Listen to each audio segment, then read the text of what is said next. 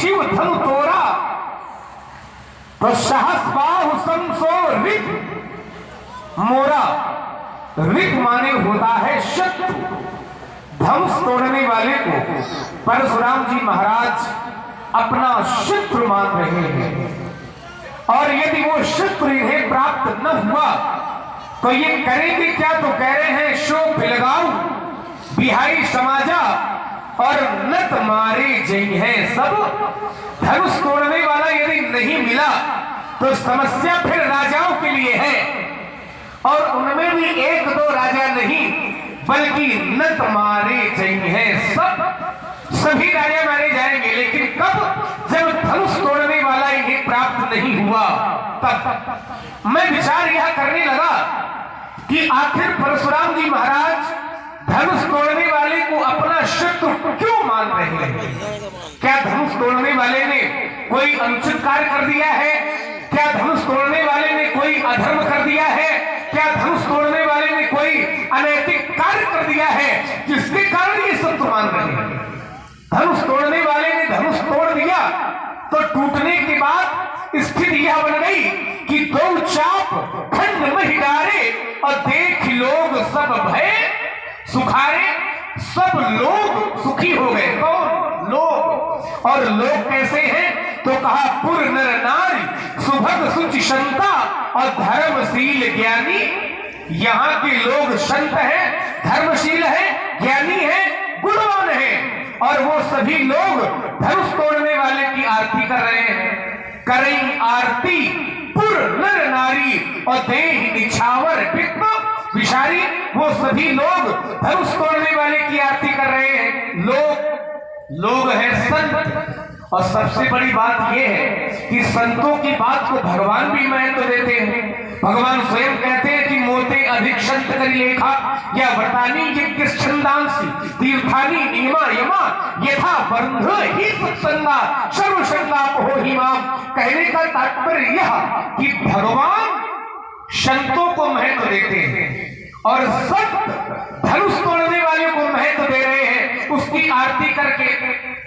तो संतों की दृष्टि में जब संत धनुष तोड़ने वाले की आरती कर रहे हैं तो संतों की दृष्टि में धनुष तोड़ने वाला अच्छा है, लेकिन परशुराम जी की दृष्टि में धनुष तोड़ने वाला शत्रु है।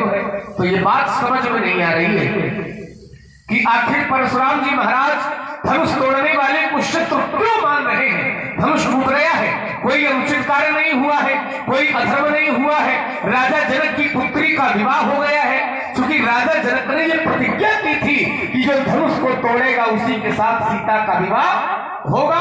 और एक स्थिति यह बन गई कि जिस समय कोई भी राजा धनुष को हिला तक नहीं सका, भूप सहस 10 एकई 12 और लगे उठावन तरई ना।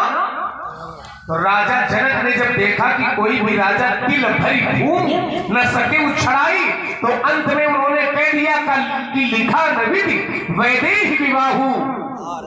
तो जनक बचन सुनी सब नर नारी और देख जानकी भय दुखारी। सब दुखी हो गए। क्यों?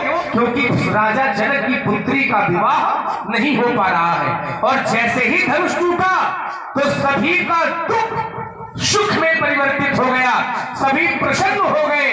तो चाप खंड नहीं डारे और देख लोग सब भय। तो जब सब सुखी है तो आप महाराज प्रसन्न हो जाओ। ये मारकाट की बातें काहे कर रहे हैं? धनुष टूटने पर यदि क्रोध है तो आज तो एक ही टूटा है। मैंने अपने बचपन में न जाने कितनी धनुइयां तोड़ दी, तब आपने कभी ऐसा क्रोध नहीं किया जैसा क्रोध आप आज कर रहे हैं। बहु धनुही तोरी लरिकाई लेकिन कबहू न अश्रिष्टीन गुसाई। कभी आपने ऐसा क्रोध नहीं किया। तो क्या इस धनुष से जो टूट गया है, इस धनुष से आपको ममता है क्या? अच्छा, ममता भी दो प्रकार की होती है। एक ममता सांसारिक होती है और एक ममता पारमार्थिक होती है। दूसरे शब्दों में एक ममता व्यक्ति संसार के प्रति करता है और एक ममता व्यक्ति भगवान के प्रति करता है। लेकिन अच्छी कौन है? अच्छी वो ममता है जो हम भगवान के प्रति करें या जिसके माध्यम से हमें भगवान मिल जाए। उस माध्यम पर ममता करने में कोई बुराई लेकिन परशुराम जी धनुष से ममता कर रहे हैं, तो धनुष से ममता करने में क्या कारण है? यही धनुष पर ममता के ही हेतु, इस धनुष पर आपकी ममता का हेतु क्या है वह मैं जानना चाहता हूं।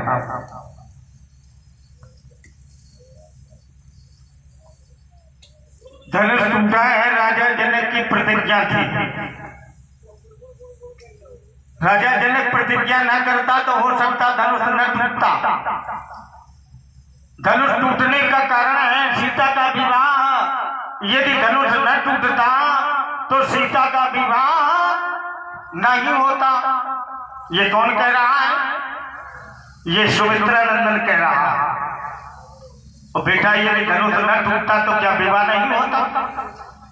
क्या प्रतिज्ञा स्वच्छंद है या किसी के अधीन है? प्रतिज्ञा क्योंकि पुत्री का विवाह, तो यदि उस प्रतिज्ञा में पुत्री का मत ना हो, वो सहमत ना हो, तो क्या पिता का धर्म नहीं है कि प्रतिज्ञा में बदलाव किया जाए, प्रतिज्ञा का त्याग किया जाए? ये तो सनातन से चला आ रहा। कन्या जैसे भी अपना पद चुन ले वही उसका पति है, तो क्या पिता के अधीन कन्या है? ये जो समाज में पिता बैठे हैं ये चिंतन करें। हम बेटी का विवाह वही करें जहां पर बेटी हमारी सहमत है, और यदि हमारी बेटी सहमत नहीं है तो वहां पर हमें अपनी पुत्री का विवाह नहीं करना। अब पिता कुल देखता है और माता धन देखती। उत्तम मानव इच्छन्ति मध्यमा मानव चैतन्यम। इस समाज में जो उत्तम प्रकृति के मनुष्य हैं उन्हें केवल स्वाभिमान चाहिए, आत्मसम्मान की रक्षा हो, किंतु जो मध्यम वर्गीय हैं उन्हें मान सम्मान भी मिले और धन भी मिले। अधमा माम इच्छन्ति सर्व संपदा सुखरीहते। और जो अधम प्राणी होते हैं यही चाहते केवल मैं ही संसार में जीऊं और हमें कोई दिखाई नहीं दे। तो बेटे ये प्रतिज्ञा राजा का व्यक्तिगत निर्णय है, पुत्री के अधीन नहीं है। पुत्री की स्थिति क्या? धनुष टूट गया, सभी प्रसन्न। और महाराज जब तक धनुष नहीं टूटा तो समाज की व्यवस्था क्या रही? यही संत कह रहे थे। अब लक्ष्मण कह रहा सब लोग माने संत, सभी संत अब प्रसन्न है। और पहले यही सब संत क्या कर रहे थे? वो क्या कह रहे थे? पूर्ण नर नारी सुभग सुच संता, धर्मशील ज्ञानी गुण वंता। कह रहे थे हर विधि देगी जनक जड़ताई, और मति हमारा अस दे सुहाई। यह दिखाता राजा जनक की बुद्धि जड़ हो गई। जो योगी है महाराज वो जड़ हो सकता था। ये संतों का विचार है। अमुक सी सन करिए विवाह, सीता का विवाह अमुक के साथ कर दिया जाए, लेकिन ये व्रत छोड़ दिया जाए। ऐसा ही तो संतों का मत था कि नहीं? और ये प्रतिज्ञा अच्छी है, धर्म से जुड़ी है, धर्म के प्रति ये प्रतिज्ञा, ये कर्म समर्पित है।